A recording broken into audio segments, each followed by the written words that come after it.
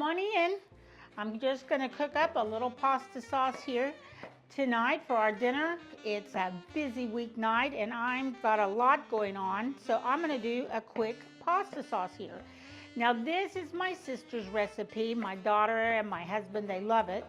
So I do make it. It's very easy, and you're going to use your regular jar of pasta sauce in this so that you can up your game with it. So we're going to take this up several notches so they feel like they're getting something really special on a weeknight, but I don't have to work so hard to get them something special.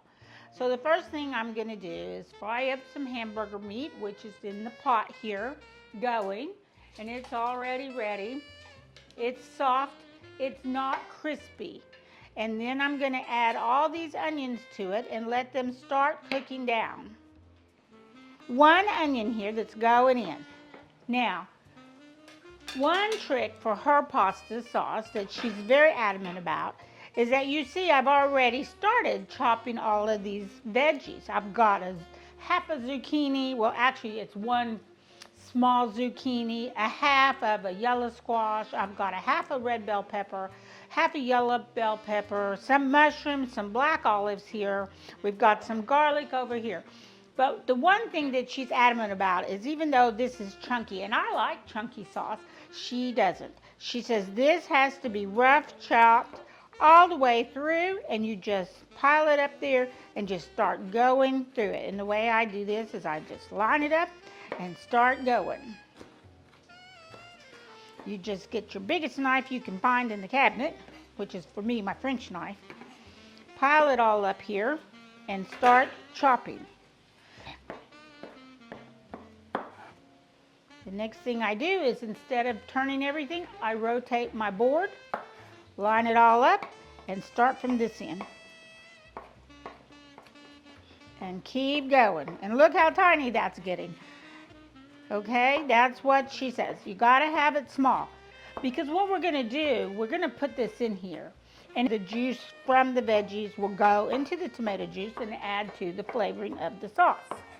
And I think that's about right. So we're good there. I'm going to go to the stove now. We're going to start putting everything in the pot.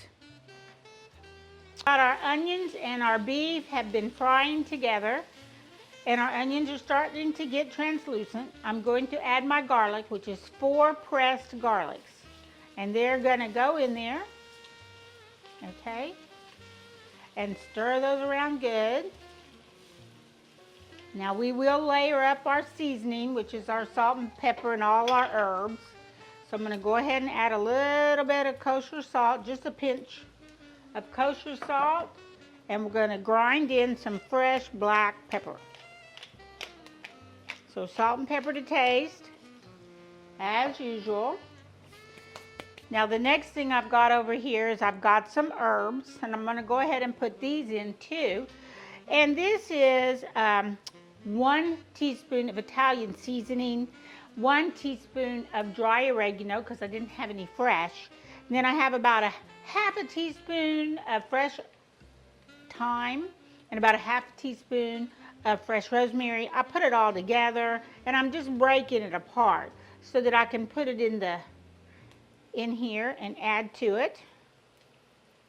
So that all went in, and we're going to stir that around. Everything's still frying. Oh my gosh, when all that herbs and seasoning hit the pot, it smells so good. Now it smells like an Italian kitchen in here. All right, so then I've got over here, I have my tomato paste, which is going to go in and fry. And we always put this in and let it fry.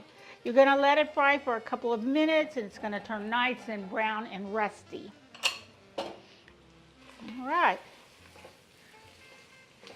Now look, it took me about 15 minutes to get those vegetables all chopped up. So altogether, so far, we've invested in here about 15 minutes. And this has so many veggies in it, you don't have to make a salad, you don't have to make a side dish. It has everything, it's all one.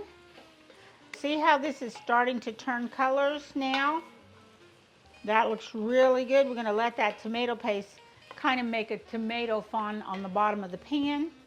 let that sit for a minute, and we're going to talk about what we're going to put this sauce on. And my family's going to feel really special tonight is because we're going to put them on top of some manicottis. And these are spinach and cheese manicottis. They're ready to go, and we're going to put them in the casserole dish, and you've got dinner. And this is going to take your plain old spaghetti dinner up a lot, and your family is going to love you for it. So hang on, and we're going to do that in a few minutes. But in the meantime, back to the sauce. There we go. We've got good fond on the bottom. Tomato paste is nice and brown. Now all these veggies are going to start cooking down, and they're going to start losing their water. Going to just get them down in here, and they're going to start getting really juicy. And we're just going to let that go for a minute or two.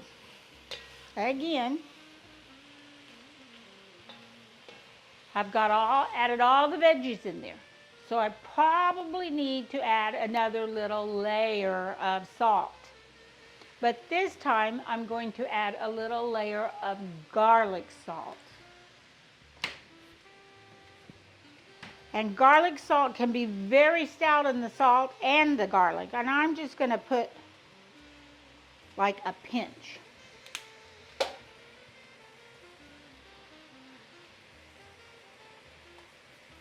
So that'll intensify our garlic flavor and add our second layer of salt. There we go. Alrighty, I'm going to add my 2 cans of petite diced tomatoes. And they are also very juicy. Petite diced, ready to go, going in. 2 cans. Alrighty, oh yeah. You'd think, oh, that looks so good. It's ready to go right now, but it's not. Now, everybody always gives me a rough time about this. I was at work the other day, and we were talking about making sauce and marinara sauce and what their favorite jar sauce was. And I said, well, my favorite sauce is in a can. It's the old-fashioned traditional sauce that Hunt's puts out. I've been having this since I was a kid, I think. I don't know how long it's been around. If anybody knows, let me know, because I'd like to know. But it's real basic, and I don't feel bad about doctoring this up. I don't feel bad about coming in and adding garlic and basil and everything in the world in the kitchen sink to it and make it taste better. Now, if I went out and bought a $6 or $7, $8 jar of pasta sauce and brought it home, it better be ready to eat straight out of that jar. It better be just right, because for $8 or $9, that's some expensive tomato sauce to me. So I always stick with this one because I can change it. Next week I can make spicy out of it. The next week I can make tomato soup out of it. I can do so many things with it. And there goes my sauce in. Alrighty. And then my last is 1/4 cup of red wine. You could put white wine, and you could put no wine. It's all up to you, but it's going in. Okay. And now we're going to stir all this up. And look at that sauce. Doesn't that look so good? And we're going to just let this come to a good simmer. Let those vegetables continue to get soft and cook down some more. And then we'll be ready to plate it up with our manicottis. Over here I have my casserole dish, and I've already oiled it or greased it. This time I didn't use butter. I did use olive oil. I greased it really well with the olive oil, and I only have 1 sheet. We don't have to seal this, but I would like to have a little bit of cover on here to keep the heat in better, and also to help keep the tomato sauce from splattering all in my oven. So as soon as we get this finished up, we're going to line up our manicottis and get them in the oven. Oh yeah, that looks really good. So all together, I think we've been simmering and cooking now for about 15-20 minutes. And I'm gonna take some out and sauce up this linguine for my non-cheese eater over here. So big old scoop for her.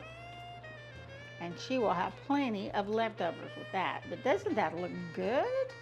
Oh my gosh, that looks wonderful just like that. But this is why we have to do this, because I have a rind, a Parmesan rind that I'm going to drop in here and let it start melting down as we finish this sauce. So I'm going to take a good spoonful of this. This is an 8-ounce ladle. So I know I'm putting a cup in here. So, and I'm going to spread that out. They do make a 4-ounce ladle too. So I use both. I'm going to get me some more and put it in here so it's all over the bottom. Spread it out. Good layer of sauce. There we go. And then we're going to take these manicottis, and they are stuffed again with cheese and spinach, and they are rolled in leaf pasta. And so we're going to make sure that the bottom where the seal is down.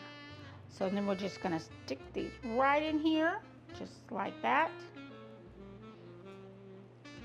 And the sauce is hot, so they'll start cooking right away. And this is so easy. You can get fresh, ready to go manicotti, raviolis. You can do the same thing. And sometimes with raviolis, I put them in here. They're already ready to go. I know they're very easy to make, but sometimes you just need to be in a hurry. And this is one of those days. And still come out with something really fun to eat. So that's going there. And here we go across here. And this should fill this up really nicely. Put that one to the center so the cheese will come out the end.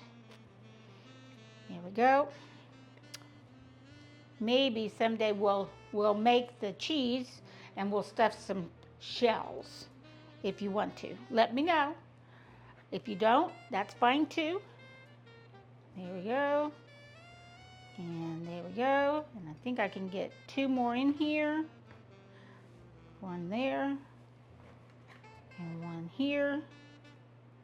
And maybe if I push them together really good, I can get these 2 down here. Yes. Ah, perfect. And there we go. Now we're going to cover it with sauce, and we're going to top it with some cheese. And it's going to go in the oven. Now, I did put ground beef in this sauce, but you can put sausage if you want. You can put, mix it half and half pork. You can do chicken, ground chicken if you want. I went with just the basic ground beef. There we go. That's looking really good. Yeah. So this is fresh grated block of mozzarella. It is an 8-ounce block that I've grated on the large grate. You can use the pre-shredded if you want, but I just find it melts better when I grate it myself. Spread it to the edge.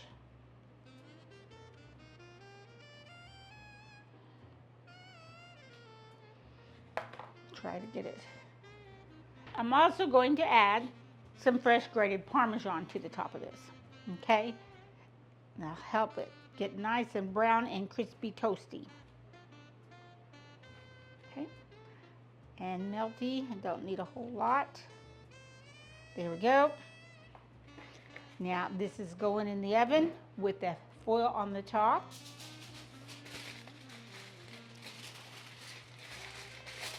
And I want it to be really kind of loose. I wish I had the non-stick one because I worry about my cheese getting stuck to this.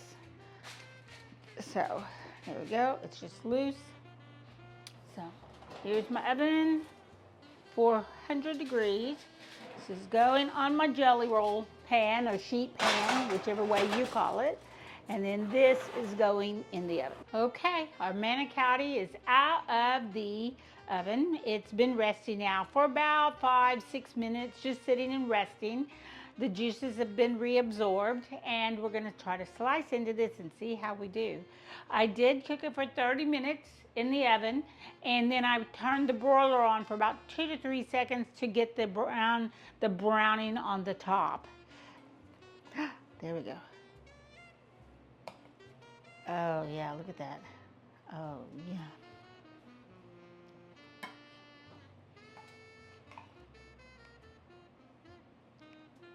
With all that yummy, gooey cheese. Oh my gosh, that looks so good. You can see it in the layers. And then the cheese on the end and the toasted cheese on the top.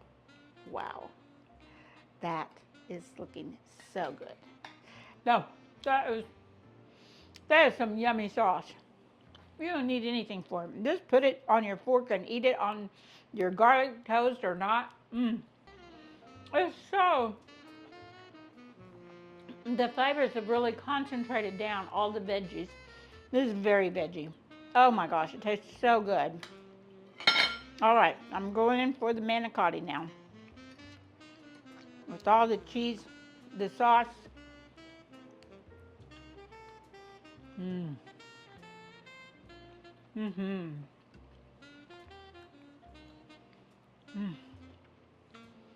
That is so creamy. I think everybody's going to be really happy with this little pasta casserole. See you next week.